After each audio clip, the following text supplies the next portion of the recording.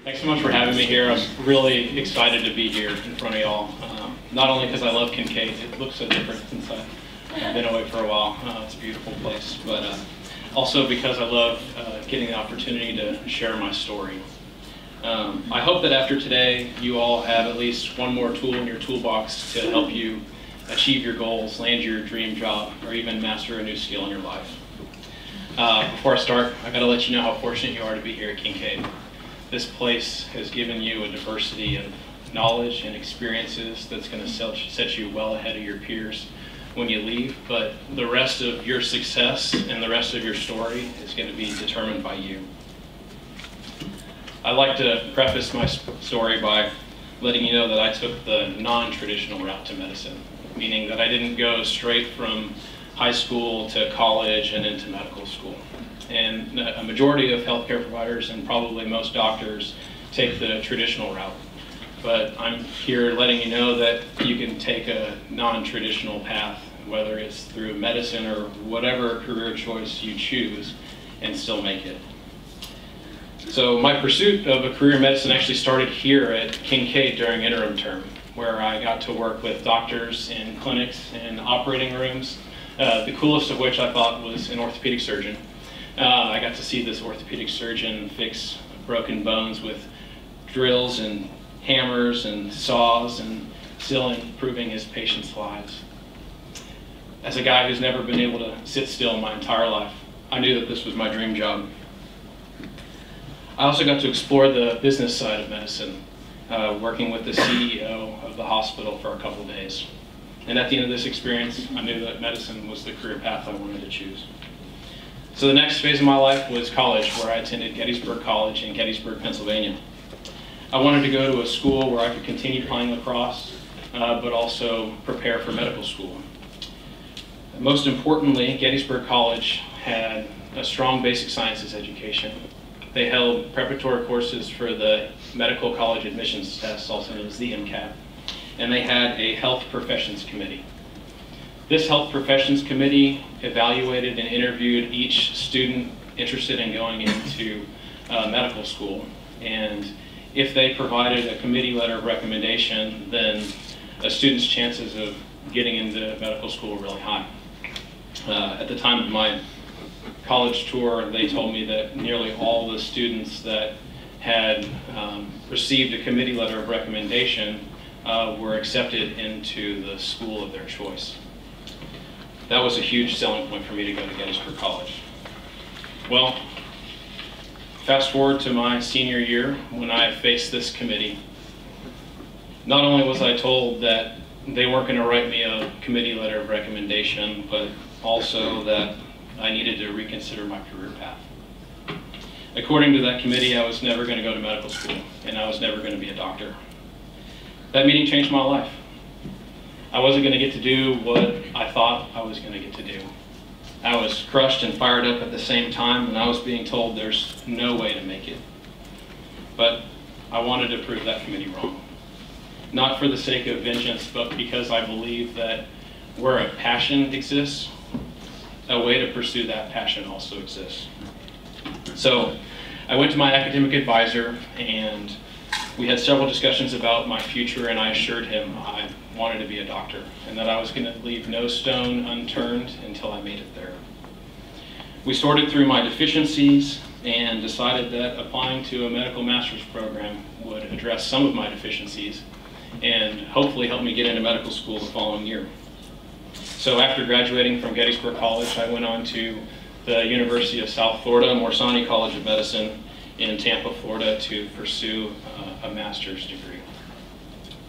In addition to my master's education, I taught medical students in the anatomy lab and did clinical research. That following year, I applied to medical school and I didn't get in. I didn't even get a single interview. And some may say that that's probably a good sign that you should turn around and reconsider your career path, but I didn't really see it that way. I was going to keep going until I reached my goal. So after that, I went back to Houston and worked for another year, and I met Dr. Ben Raymer through a family friend. He became a mentor and one of the best relationships with somebody I've had outside of my family. While I worked in Houston at the Retina Consultants of Houston as an eye technician, scribe, and clinical researcher, I drove to Galveston on a regular basis to meet with Dr. Raymer for mentorship, career guidance, and interview coaching. The following year, I applied to medical school again. I received multiple interviews, and I actually received an early acceptance offer from the University of Texas Medical Branch in Galveston. Without hesitation, I took that offer, and it was the best decision of my life. Early on, I knew I wanted to be an orthopedic surgeon, not only because of my experiences at interim term, but also because of my early experiences in medical school.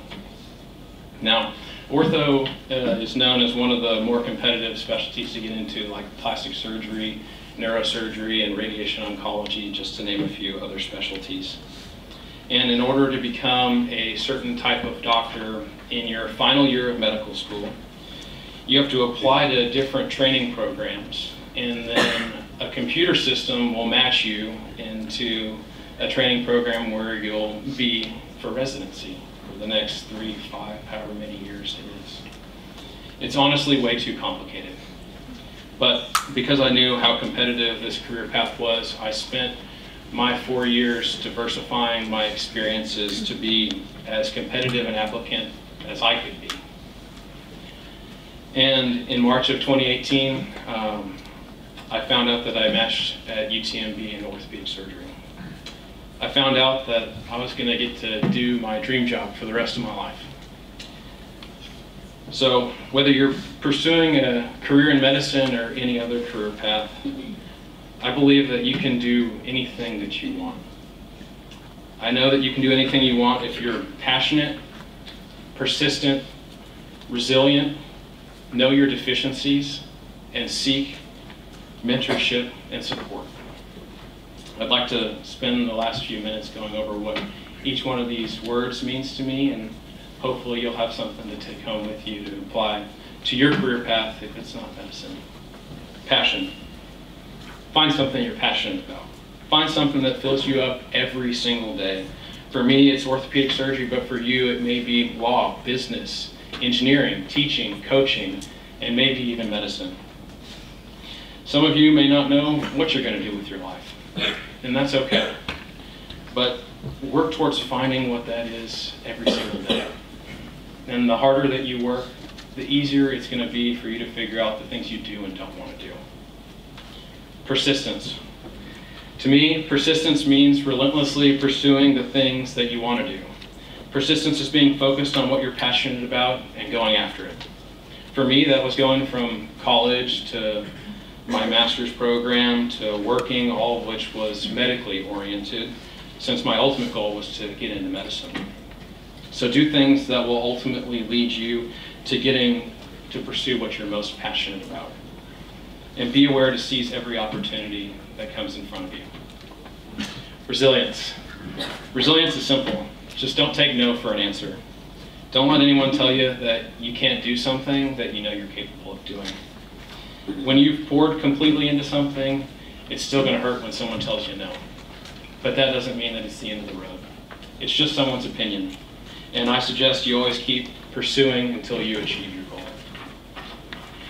Know your deficiencies. We're all good at some things, and we're all not good at other things. If you don't have a way to recognize how you can do better on a daily basis, it's really hard to move forward in life. Know that you can't always fix your deficiencies, but you can find ways to offset them. And last, but most importantly, is seek support and mentorship. I attribute most all of my success to my wife, my family, and the mentors that have come across my path. They have helped me up when I was down.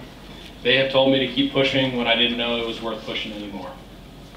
And on the note of mentors, find people that are like you, and find people that you want to be like. Find people that you can pour into, and they will pour right back out into you. Be vulnerable, but be you.